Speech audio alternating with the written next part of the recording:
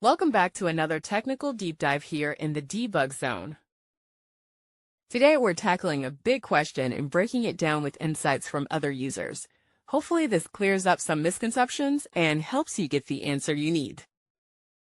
So buckle up, stay a little curious, and let's jump right in.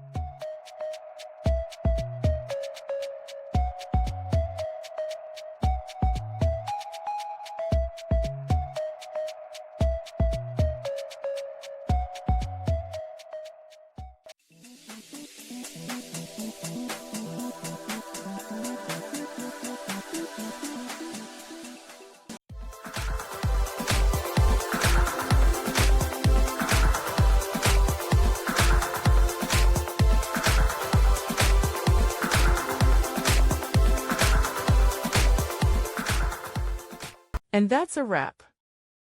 I hope you found the answer you were looking for. If you did, take a second to hit that subscribe button. It really helps out. And let me know in the comments which solution worked best for you. See you next time in the debug zone.